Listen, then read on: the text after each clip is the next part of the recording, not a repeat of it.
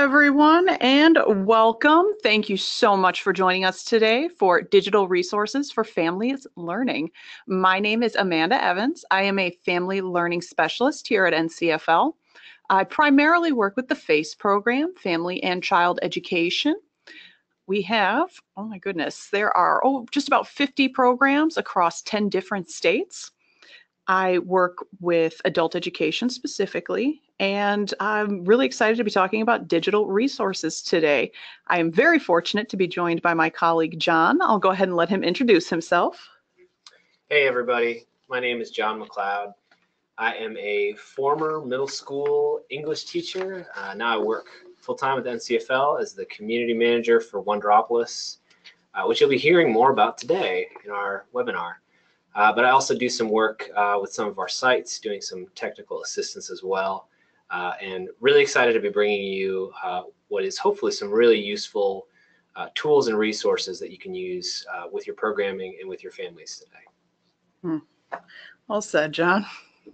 All right, so I know many of you are familiar with NCFL, but for those of you who are joining us for the first time today, our mission here at NCFL is to eradicate poverty through education solutions for families. We do this by working with programs such as yours, family engagement programming, family learning, and family literacy. We do this through what we call our core competencies. We support programs and their two-generation solutions for families. We also help to provide professional development and webinars such as these to reach out to our communities and kind of keep that communication as an ongoing tool. On here it says we reach 10 million annually, but you'll see in just a minute that number has grown substantially. So I'm going to go ahead and let John take over. Sure, and this is just a map of the many different places where NCFL has programming. You can see we're in, I think the last count is 38 states now and growing each and every year. Some of you probably are one of these little blue dots on the map somewhere. So I like to joke that first we take over the US and then the world. But no, in all seriousness, we do, we're proud of the work that we've done. We're proud of the families that have been working with us, and we want to spread that to as many families as possible all across the country. So today, our focus is talking about technology and integrating it into the program. So our goal is to provide you with a list of resources. We've handpicked these ones, and I just want to say too, these aren't resources that Amanda and I just happen to really like, or maybe we've heard of before. These come directly from our program sites. They've been tested in the field, and they're the kind that have gotten the feedback that our partners have said these really work, our families really like them, or they've been really productive and useful for us. So part of that is making sure that we have sites and apps to recommend that are accessible for everyone, and that usually means free, since that really is one of the best ways to be accessible, is when great content is available for free. So the sites and apps that we're going to mention to you today are free unless otherwise stated. There are some that have sort of paid levels or tiers of extra bells and whistles, but we'll try to be sure to note what those are as we go through those resources today. Ultimately, you all, since you're the ones on the ground working with your families, you're going to know what works best and which of these resources maybe you could see yourself using. But I would just encourage everyone to keep an open mind. Sometimes it's very easy to get used to doing things a certain way or the way we've always done them. But with the world we live in now, it's really, technology changes so quickly. And there are a lot of resources out there that can improve communication, that can streamline our processes. So keep an open mind today. I guarantee you're going to see some stuff that is going to spark your interest, that you're going to want to try out with your programs, with your families. So we're excited to talk about that today.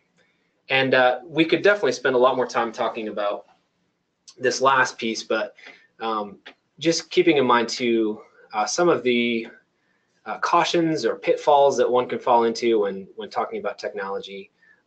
It's definitely wise to consider having some part of instruction on online etiquette, but also being a good digital citizen, keeping personal information safe, not sharing that online.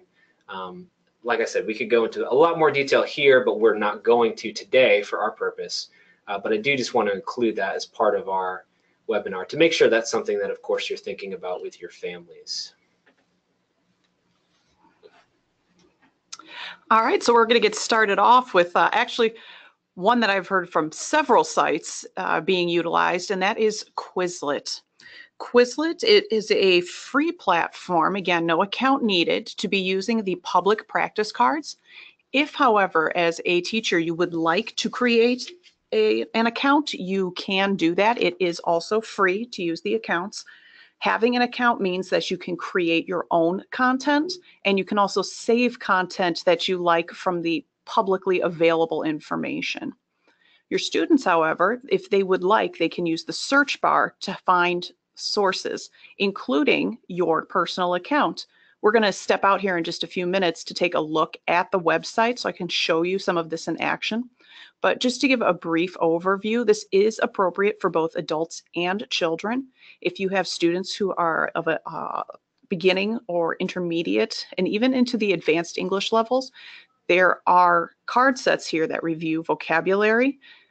If you're looking with some of the younger students or even into the middle and high school levels, there are quote quizzes about who has said famous things from famous texts. There's also reviews, for example, of states and capitals. So let's take a quick jump out and we're going to pull up Quizlet.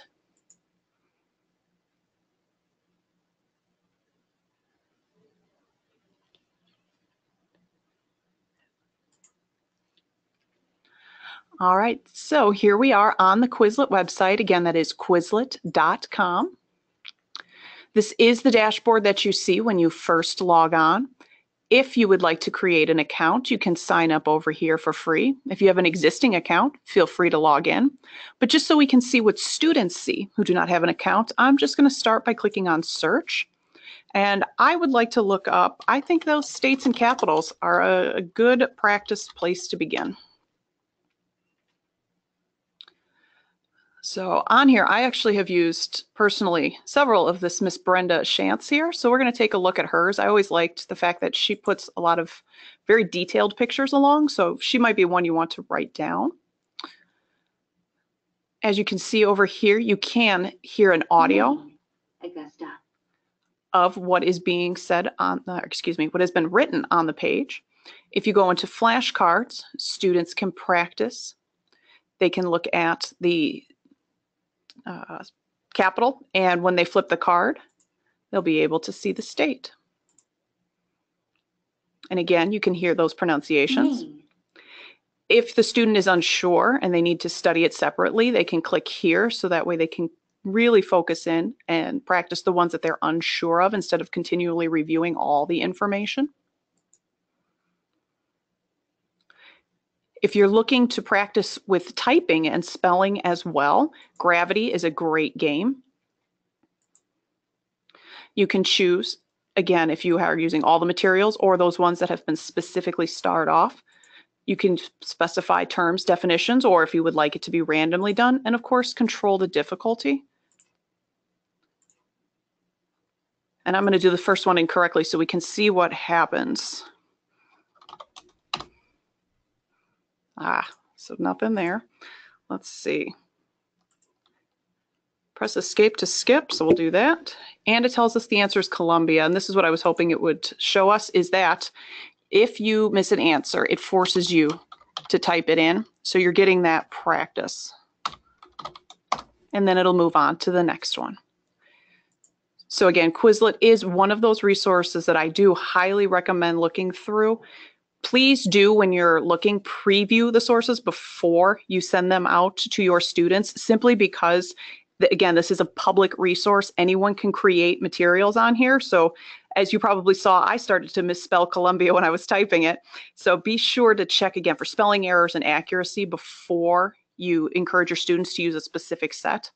Or again, if you'd like to create an account, you're welcome to do so and create specific content for your students.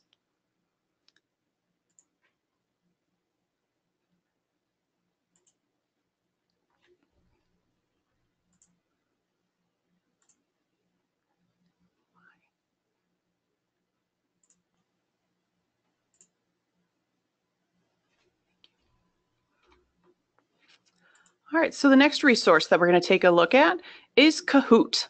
Kahoot is actually one of my personal favorites. I love this website, and I love it because it can be used on pretty much any digital technology platform. You can use it on desktops, laptops, tablets, your mobile phones, smartphones specifically, can access the information that is on Kahoot. Kahoot.com is the teacher dashboard. From there, you can create quizzes, discussions, surveys, and jumbles. There are pre-made games available and ready for you to explore in math, science, English language arts, as well as history. You can use this website with adults or with children. Myself particularly, I actually used this website with a parent engagement activity that we did. We had the families all come together and watch the movie Annie. And we put 2 computers up on the stage. We pulled out a gigantic projector and put the game up on the stage, and all the families got to participate. So it was kind of a good time. Everyone got to utilize the technology, and they got to see a cool little game happening right in front of their eyes on their phones. The other thing I would like to mention with this is Jumble is a newly added feature to Kahoot. When creating a Jumble quiz, it allows you to take sentences, for example, or whether they be written sentences or number sentences, and put them out of order and have students put them together the correct way. It's a great way to check for comprehension. The survey and discussion sessions are also a great way to begin conversations with students. Discussion is a lot of fun if you're having a debate in class.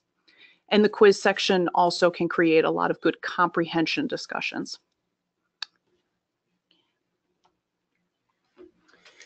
Next up, we have Remind, which was formerly known as Remind 101, if you've been familiar with it or heard of it before. But essentially, it's a really useful messaging tool. So if you think about trying to get messages out to families in your program, to adult learners, to students, if you're thinking about trying to text them, but maybe you don't want to give out your personal number, Remind is really great for that because it allows you to send messages through their platform without giving out necessarily your personal information. And you can also, there's a lot of great features in there. I highly encourage you to check it out. But you can know for sure who's viewed the message, so you can sort of circumvent that issue. And one of the things that is probably really appealing, I know, to some of you, is there are translation options for up to 70 languages. So again, thinking about those of you that have programming with English language learners, being able to have your message sent and knowing that it's translated into a language that your families can understand is really important and a really useful tool. So definitely would encourage you to check out Remind it's both an app and a website. So if families have the ability to download the app, I know an interesting thing that we've noticed as a trend that's been researched is that even though if we're talking about low-income families, they probably don't have access to a laptop, maybe not Wi-Fi, but the smartphone usage is actually on the rise. So now that probably doesn't mean they have necessarily a robust data plan or Wi-Fi still, but it's interesting to note that resource is becoming more widely available to people. So that's why it opens the door for these great apps like Remind to become really useful and to be able to connect and engage with the families that are in our programming. Now we come to Google. I tell everyone I'm kind of a big Google fanboy, so if I go too long on this, Amanda is going to have to wrestle the microphone away from me, but it's only because I really believe that these tools are extremely useful. I spend a great majority of my day using them myself at work, and I know they have been really effective in our programming as well. So I'm going to hop out here in a second and show you those. I'll apologize up front for those of you that are already familiar with Google Drive, Google Docs, Sheets, and Slides, etc. But I do want to make this, I want to start from ground zero briefly for those that maybe aren't familiar with them, just so they can understand what exactly they are. But Drive, I should say Docs, Sheets, and Slides are Google's answer to Microsoft Word, Excel, and PowerPoint. Now, the key difference and probably the greatest selling point here is that Microsoft's Office Suite right now costs $100 a year for a subscription. we just bought my wife a new work computer and had to wrestle with if we were going to shell out that much money for it, which is a real hard decision for a lot of people to make. But with Google, it's free. Now, the key difference, though, is that these are apps that are available online. So if you don't have a Wi-Fi connection, that can impact the usability of this. You would just be using data instead of Wi-Fi. But the fact that they're free word processor, and a spreadsheet tool and a presentation tool make that really, really advantageous. So what Drive is if you've heard about cloud-based storage, essentially it's storing all your files in one place. So Drive is kind of the hub, and I'll show you mine. Hopefully you won't steal any of my information. I'm trusting you all. But this is where all my files are organized. It's easy to access. I'm in a Chrome browser right now, so again, my Google loyalty is high. But if you're looking for documents, it's really easy to just search for whatever you happen to be looking for. And so suggestions will pop up. So gone are the days of having to scroll through and remember exactly what folder you stored something in. But I want to show you the collaboration features, because I think that's one of the best selling points too. When I first started at NCFL, one of the things that would happen a lot is people would email me a copy of a PowerPoint, and then I would open it and make changes, and then email it back, and then they would open it and make changes, and then email it back. And there were just thousands of emails all the time with new versions of documents. What's great about Google is people can work on the same document in real time. I can't demonstrate this for you, but up in the right-hand corner, you'll see people pop up, and they can be typing exactly while you're typing somewhere else on the document. Those of you that remember the little blue disc of always having to click to save your work, or if you had the experience like I did of typing a 10-page paper in college and then forgetting to hit save and losing the whole thing and starting over again at midnight, that still haunts me to this day. Those days are gone too, because Google autosave. So if I type something in here, you can even see at the top, it's already doing work. I didn't click anything to make it do that. It will save your work as you type. That's a little bit different to get used to, but that's another great feature. You don't have to click save, but you can have multiple people working on the same document making changes. Another thing that's great is the commenting feature. So if you don't want to jump in and change someone's wording, you can just leave them a comment about, oh, maybe we should revise this, or you can give them a nice compliment on their work. It's a great added feature to have some collaboration on the same document. So how you might use this if you're having families or parents work on a family service learning project, they could all be sharing this document and updating it when they have time, leaving each other notes about how they might want to make revisions and changes, and it will automatically save without anyone having to click any buttons. Now, a question you might be having is, well, that's great, but what if I don't have a Gmail account, or do I have to sign up? With the sharing permissions, it's really easy. You can share a document with anybody, and as long as they have the link, they can access it. Now, you do have to make sure you check the correct settings, and I'll try to go into that here to show you. But like right now, it's set for just anybody here at NCFL, but I can change that and make it to this document could be anyone who has the link. So you could cut and paste the link into an email and send it out in your distribution list. You could text it as well, but it's a really easy way to distribute information. You can also, if you're worried about people coming on and you don't want people to maybe make changes or edit things, you can also set it to view only. So if you just had a flyer or something and you wanted to share it out digitally, you could easily just change the permissions to view only, and everyone would be able to access the document and see it, but not make any changes on it. So that's Google Docs. I showed you Google Sheets, which is their PowerPoint version. I don't have slides pulled up, but that's their PowerPoint version. And a fun fact is Amanda and I created the PowerPoint you're seeing today on Google Slides. So the last piece with Google that I'll share for today, and I do apologize, I'm going quickly through this, but I just wanted to give you a little flavor of a few of the features that make the Google Suite so useful. This is brand new. I had the opportunity to attend a training just a few weeks ago, but Google Applied Digital Skills, and I should say this up we should have said this up front too. We highly encourage you to be, while you're listening, open up your browser and check out some of these resources, because that's really the best way that you're going to see what's going to work for you and your programming or your families, is being able to sample some of this stuff. So maybe some of you have already started doing that and you've tuned me out long ago, but that doesn't hurt my feelings at all if you're checking out these resources. But what Applied Digital Skills is it's curriculum that Google has designed and written in how to use their platform. So how to use Google Docs, how to use Google Sheets.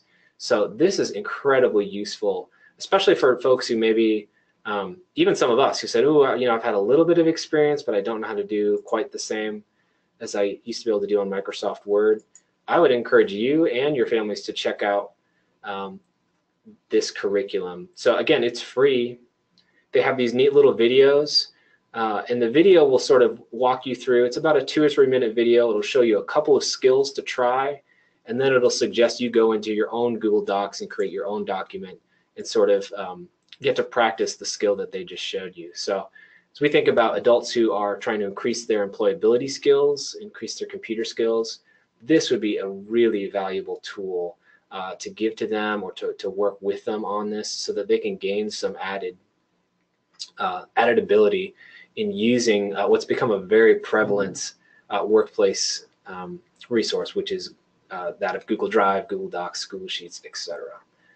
So that's the fastest version I can give you on some of my favorite Google resources. There are certainly more than just those, but those are the ones I wanted to highlight for you today.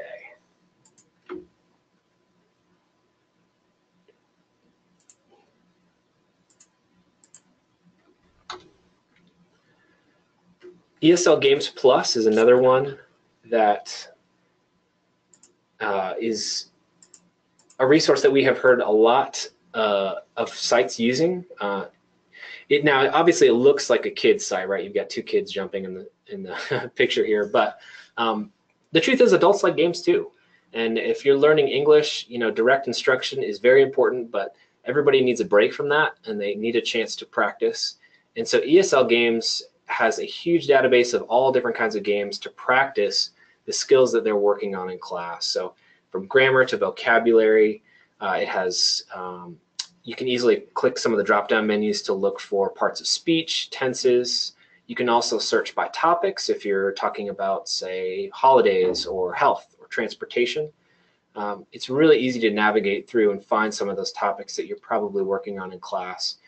So if you aren't already familiar with ESL Games Plus, definitely check that out as well. It's a free site. And even though, like I said, it does sort of have a kid or a teenager look to it, could definitely still be very useful for giving your adult learners a break and letting them have a little bit of fun too while they practice English and learning some of the words that you've been working on with them. Yeah, actually, I kind of want to add a little comment to this. I had not been on this website prior to this creation of this webinar. John was showing a little bit of the information to me, and I went on and played, and I got to tell you, as an adult, it was pretty fun. So I do encourage kind of poking around on it and just playing some of the games yourselves. It's a good time, and that monkey is just adorable. All right, so moving on to Cool Math. Cool Math is another website that sites have repeatedly mentioned. Just great usage out of. I know, John, you had said previously you had experience with this website as well, correct? I did. Maybe the best endorsement for it is that middle school kids wanted to play it. Yeah, right. Would ask to go on Cool Math. So. Yeah, I know at the charter school I used to work at, it was also very popular with the junior high school students. They really enjoyed the games on here. They have a cartoony look to them, but they don't look childish necessarily. So it was definitely an appealing prospect for some of those older kids. But anyway, Cool Math was created by a former math teacher, so this is based in math standards. It's got really great simplistic explanations of some kind of difficult math concepts, looking at algebra and even into pre-calculus it goes up to. So there's a lot of different available information. There's 3 screenshots on here right now, because the one that's in black is the actual Cool Math website. That's where you would go to get the explanations about the different types of math standards you'd be looking at. The one on the right is just a screenshot of my personal favorite game on Cool Math Games. Sugar Sugar, it's highly addictive. I've gotten Patricia Lovett in our office, I think, possibly addicted to it. And at the bottom there, you can see the Cool Math for Kids. And that one, if I remember correctly, that one is under the age of 12 is the primary audience for that one. But again, on any of these websites, you can find a way to engage learners of all ages. There are several different categories that people can kind of enjoy and look at. There's strategy, skills, numbers, and logic games that are up. One way that I've seen used it in programming is as a pack time activity, going through and playing some of the games kind of in a real world context. Like, how would I use this? How does this angle work? What is an angle? Why does this, what is the explanation, Mom? How do I understand what an angle is? And being able to look at these games and kind of have that conversation around the information that's just being a fun and engaging way. So yeah, that is a Cool Math. And before I get started on this one, I have noticed that our chat is super quiet. If you have any questions as we're going through these resources or any comments about how your programming uses these particular resources, please feel free to type and send them to us. We would love to be able to share that information with the audience that's here today, as well as for our own information here at NCFL. The next resource that I want to highlight is Unite for Literacy. This is an online library of free books for emerging readers. There's absolutely no email address required to get these books. The only thing it asks for when you log on is your location. It does not ask for any personal data. The location is simply to see where the books are being read. There are dozens of languages for audio translation. All of the books are narrated. The text stays in English, however. So when a student is reading through it, they can hear the story in their native language, but they will see the words in English on the page. This is, for the moment, primarily aimed at children. However, there is exciting news in the future. Books and content for adult literacy is going to be added. Right now, we have several colleagues of ours here at NCFL who are writing this content. So soon you will be able to explore some of those new books. And I think, John, you're one of the authors, aren't you? It's true. Yeah. Yeah. All right. So look forward to that content from John, as well as some of our others. Just as a final note, there are over 300 books currently on the website. So again, this is a great resource for emerging readers, as well as any students who are beginning practices with English. And I noticed here we've got something that just came in. Oh, two comments, actually. Patricia Lovett says, I've had high schoolers beg to play cool math games too. Yeah, learners of all ages love it. And Anne has commented and asked, has NCFL looked into the business model of the sites? In other words, how do they make money if they are free? Some of them do have advertisements on them. I can specifically say that Cool Math does have advertisements on it. Some of the other ones, though, I am not personally familiar with their business models. Do you know about any background, John? I mean, Google runs the world right now. So if they decide to give something out for free, who knows? But no, that's a very good question. I will say, you know, transitioning to our next resource, a site like Newsela, part of the way they keep it free is they have levels or tiers. So they'll want you to kind of sign up for the premium version of their site. So that part is for pay, but there's still a lot of features that you can get for free just by signing in. Now, Newsela was actually a website that I used quite frequently when I was in the classroom teaching middle school.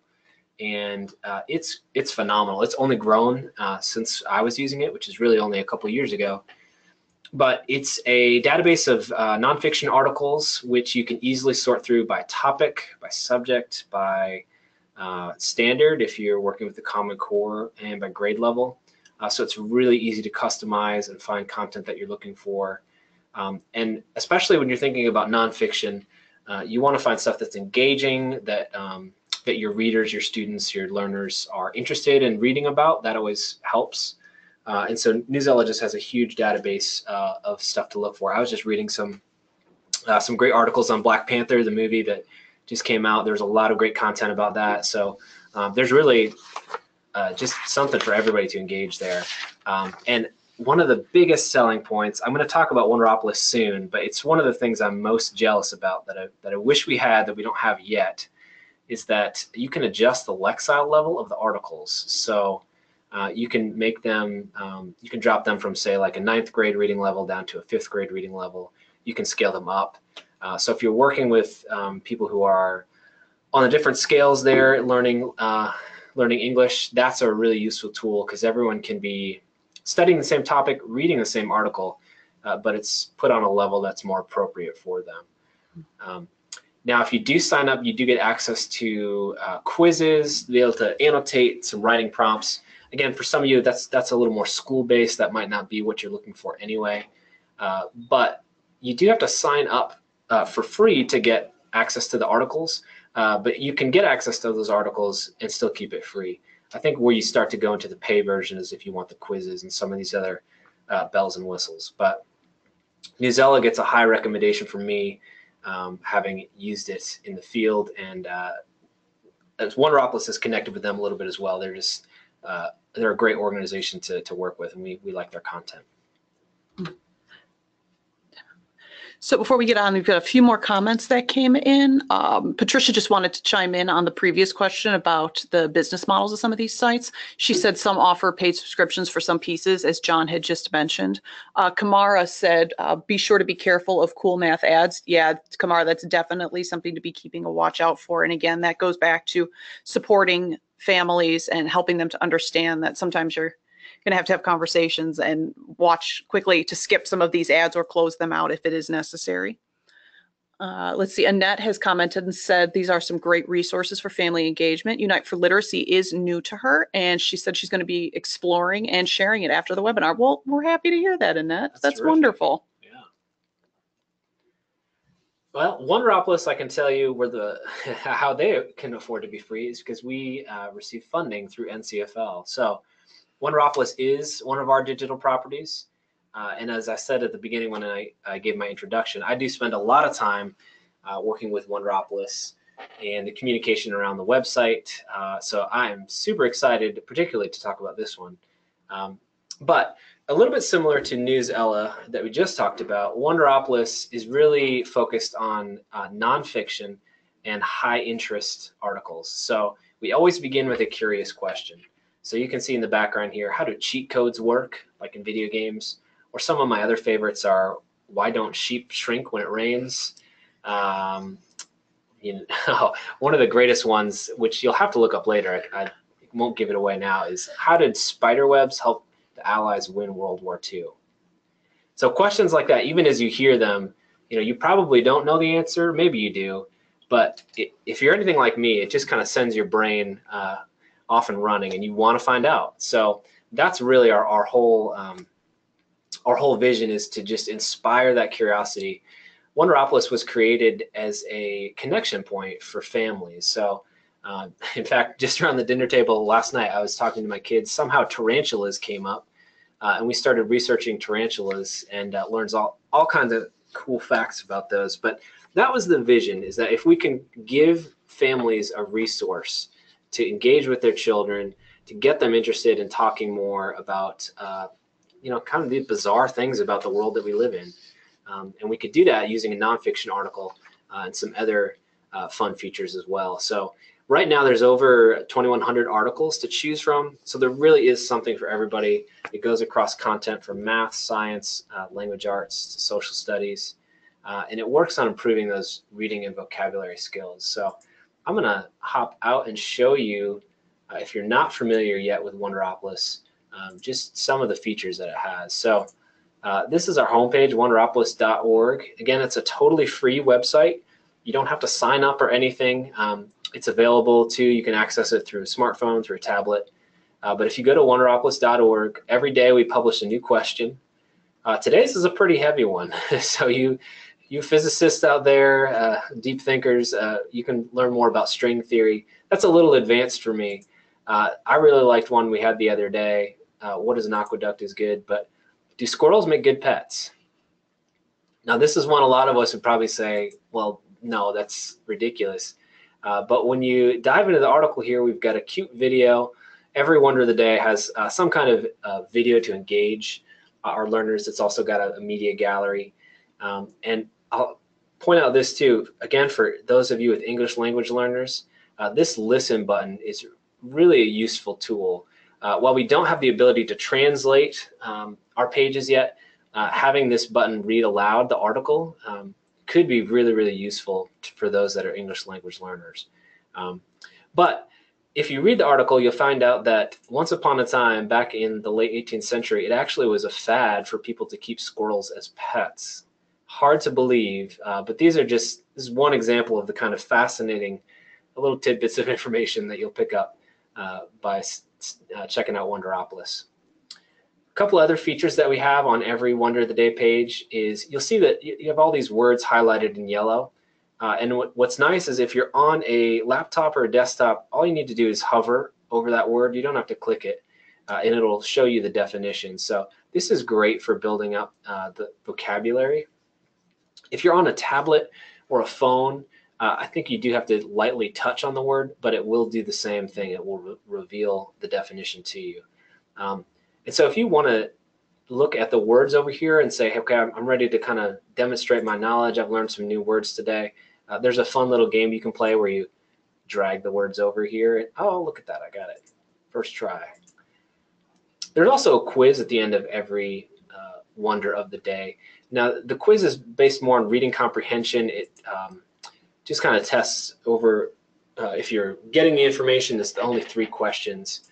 But we do like to provide a few extra features there. At the bottom of each Wonder too, we always have a try it out section. So if this topic really engaged with you, this might be a place where you could find some more resources to learn more about it, to try things out. Now, I wouldn't recommend trying out keeping a squirrel as a pet. We're not recommending that, but you could certainly learn more about what that might be like. We also like to list our Wonder sources too.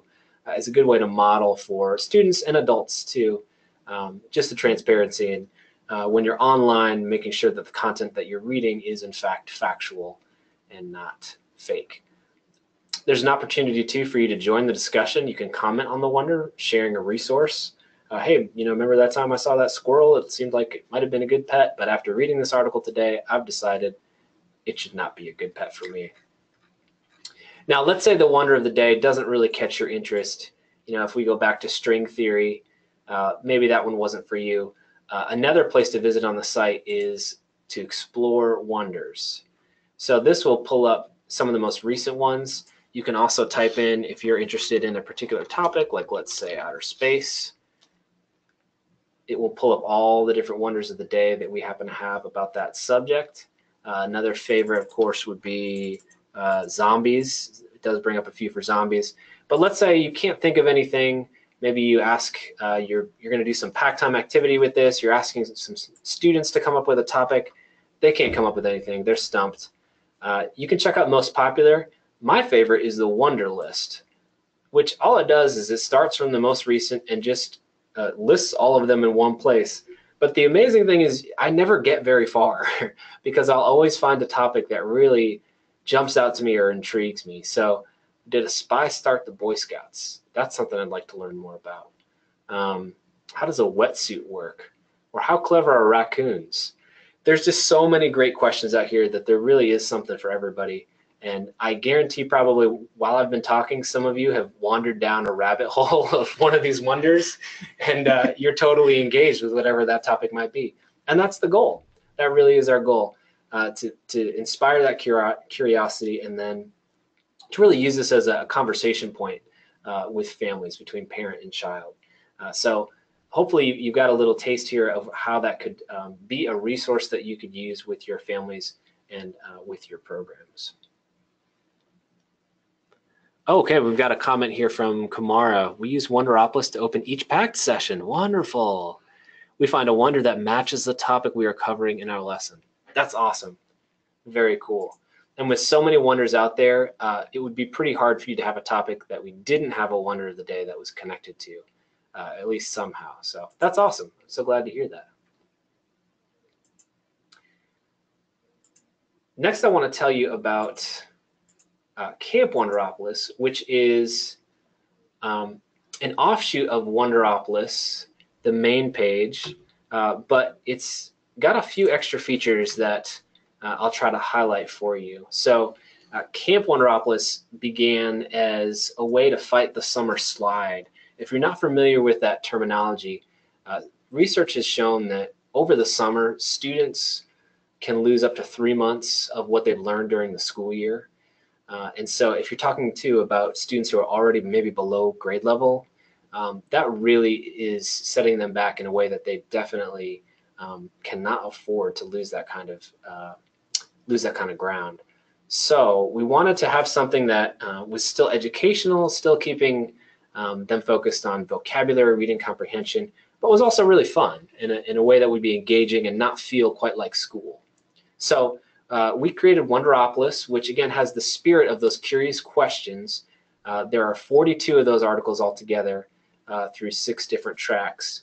And each summer we have a new theme. So in the background here, you can see this year's theme is Symphony of Wonders. So we have all kinds of questions about music, about production, about instruments, and a lot of those can be explored. So you'll see in the background here, these are shots from last year, but this is the feel of what it looks like. You'll see the article looks a little different from Wonderopolis, but it maintains the same sort of exploration of the topic. And when you complete that quiz, you earn what's called one of these wonder cards. So part of the idea is that we've gamified this version through Camp Wonderopolis to be both motivating and fun for students to kind of pursue a goal and to earn each wonder card as they go along.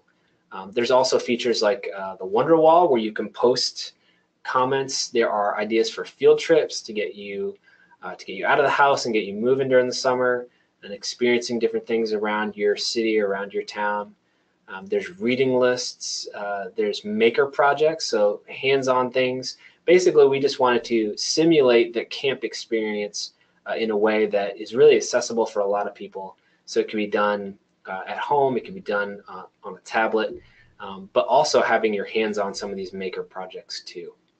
And I do want to say this is the first year that we're going to have available an app that's downloadable for free for Camp Wonderopolis. And the content, we thought long and hard about this. We know what our families need, and we wanted to make sure that the content could be downloaded. So when people don't have access to Wi-Fi, they could still be experiencing camp and doing those lessons. So I'm really excited to be able to announce that we're doing that this year.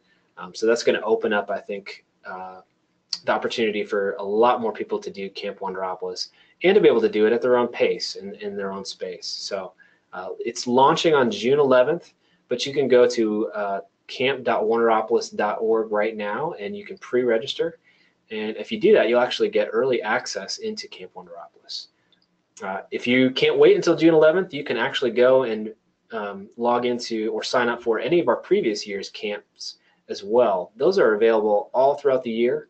Even though we designed it as a summer resource, it can be used all throughout the year at any time, maybe over a holiday break or something like that. So definitely check out Camp Wonderopolis too as another one of our resources. All right, and continuing on, we're also going to take a quick look at Day at Dollar General. And again, it's just the same as with camp. We have really generous sponsors. Camp, one of the generous sponsors is Better World Books. With Day at Dollar General, one of our wonderful sponsors is the Dollar General Literacy Foundation. So again, these are all brought to you free. This is an interactive online game where families can come together and learn about financial literacy, specifically looking at basic budgeting, spending wisely, and money management. This is available for adults and children. It's most popularly, I would argue, used as a pack time activity. I know in my previous programming, Parent Time, we would spend quite a bit of time going over. There's an instructional guide that comes along with the Day at Dollar General, which you can download online off of our website.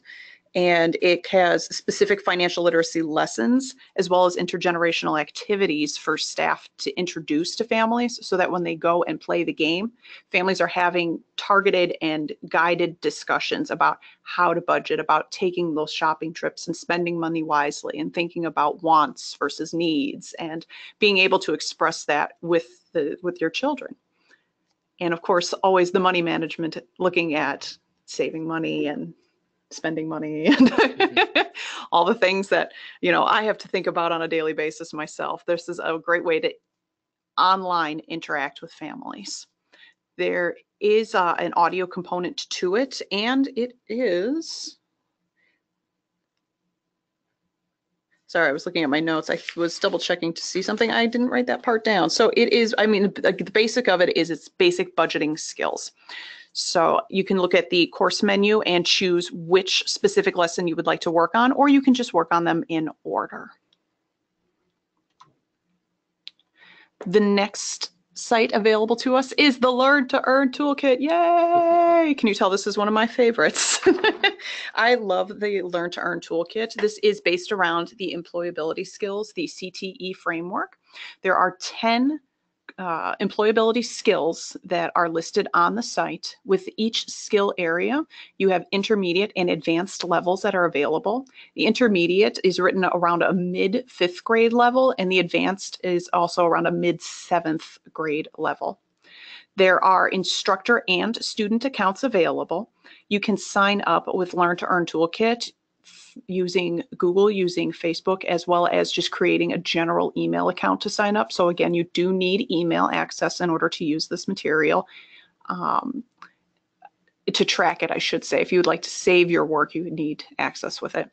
The instructor accounts give you access to your students' dashboard. You can see in the bottom image here, the different students that are assigned to my class. Unfortunately, I just went with student number 1, number 2, and number 3 instead of giving them names, but I can check their progress along the way. I can add new students, check on some existing students that may have had accounts previously and they would like to link up with my account so that I can monitor and facilitate their learning.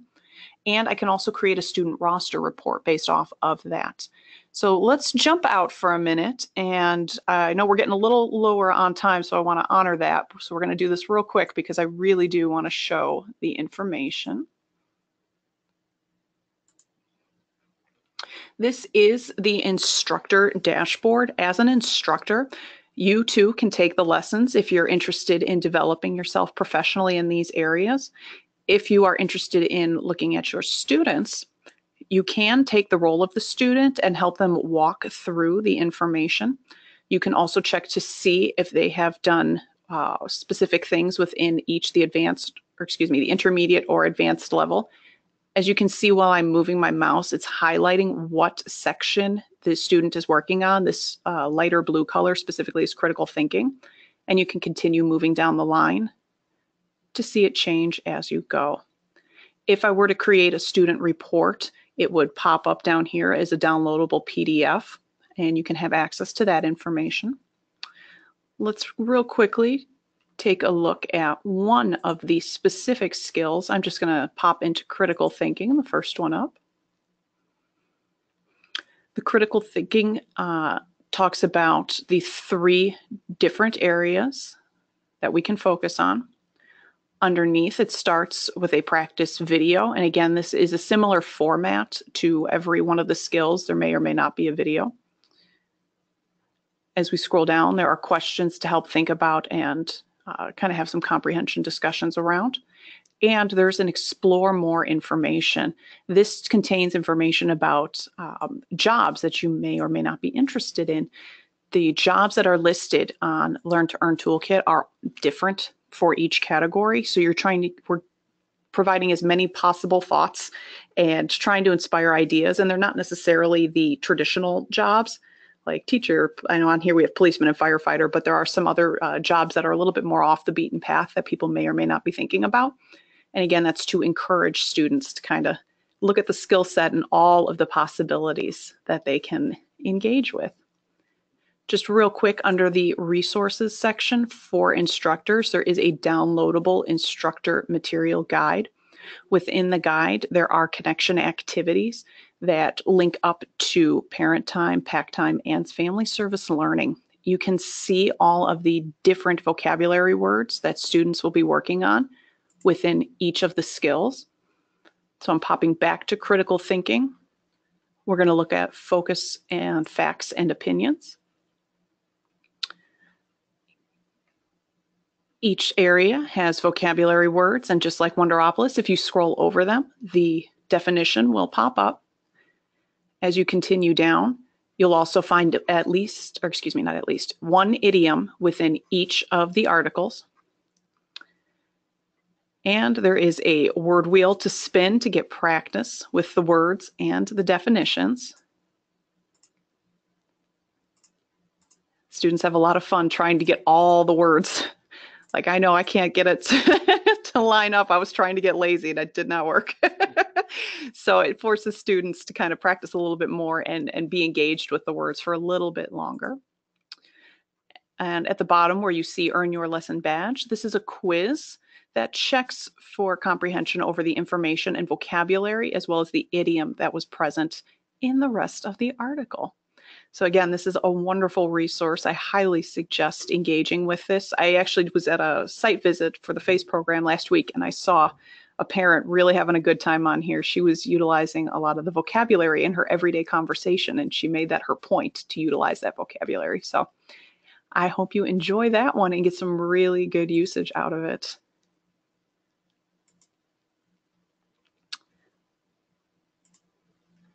The next one we're going to be talking about is the National Literacy Directory. The directory was launched in 2010. Sorry, I know you guys can't see the slide. I'm trying to get it to pop up. There we go.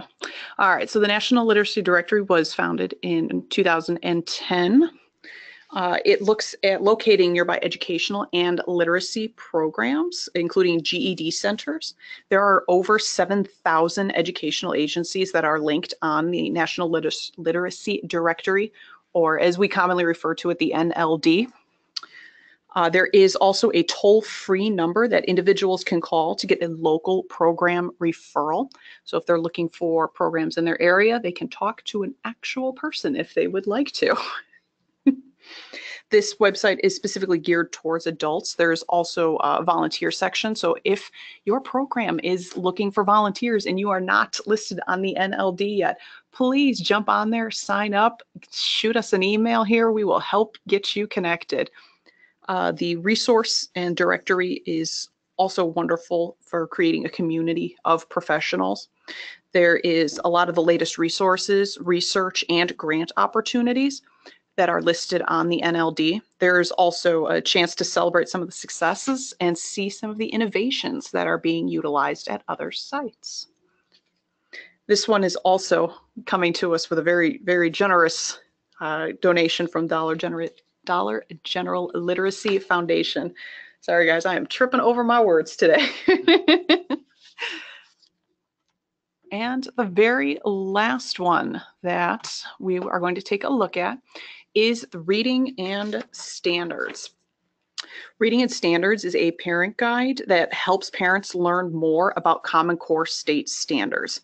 It shows them ways that they can stay connected with teachers to help their children meet those standards at home. The site is available both in English and Spanish. There are two sections available for parents to go through, the home connections and the school connections.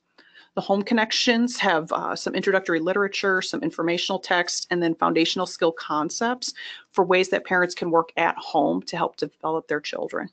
The school connection gives parents an idea of what to expect as their children progress through the different grade levels. So what's coming up? Parents are also encouraged to share, ask, and connect with their children's teachers with prompts according to the grade level. So it gives those conversation starters to parents, because I know some parents I have worked with and parents that I've heard about at other programs, some people have, there's some history where people are not comfortable with being in a classroom and they're maybe perhaps intimidated by teachers. And this kind of gives them a place to start that conversation and some words to use along the way. And before we continue on to talking about a conference coming up here in September, we've got a comment from Julie. She says, I know this is not exactly what we were talking about, but you make pack time sound really fun. Oh, yes, Julie, we love it. Pack time is fantastic. I am new and thought it was just ESL parents going into their child's classroom to observe and participate in what their children does in class in English. You make it sound like it is different. Can I get some more information about pack time? Julie, you can absolutely get more information about pack time. There is way more time than I have to left in this webinar to talk about it. But if you email either John or myself at the end, we will be happy to get you connected and get some of that information. All right, and oh my goodness, it's that time of the presentation of the webinar where we talk about the excitement in sunny Florida coming up on September 24th through 26th. And that is the National Center for Families Learning Conference. Yay! I know you're all cheering. I'm just expressing it out loud because not everybody can hear it. Early bird registration is through January 1st. So if you are going to be joining us, please make sure to go on and get registered. I'd also like to mention that student speaker nominations are up and we are accepting applications. The exciting thing this year is students can nominate themselves as well as program staff still being able to nominate students. We are super excited to have student speakers every year because we get the chance to hear and celebrate along with families the successes and kind of hear about the struggles that they've been going through too in areas that we can kind of work together to help out in. That deadline is Tuesday, May 1st for the student speaker nominations. And the final piece is the Toyota Family Teacher of the Year. Yay, that's back too. The Toyota Family Teacher of the Year recognizes the positive impact of teachers who have engaged families through really exemplary practices in the school and the community and those education-based programs. The deadline for those nominations is Friday, June 8th, and we are looking forward to reading about all the wonderful work that's being done across this country. Like to take the opportunity to thank everyone for coming out today. We really enjoyed having you here. John, would you like any final comments? Sure. Just like I said before, encourage you to really try out those apps for yourselves. Take a test drive on them and keep an open mind as how they could really work for your program and maybe improve your process or your communication with your families. All right. Thank you so much, everyone. We've really appreciated all the wonderful comments we've gotten in. I'm glad to hear that so much digital resources are being used in the classrooms and in programming, and we're looking forward to hearing about your continued successes and use of those apps. So have a wonderful weekend, and we look forward to seeing you at the next webinar.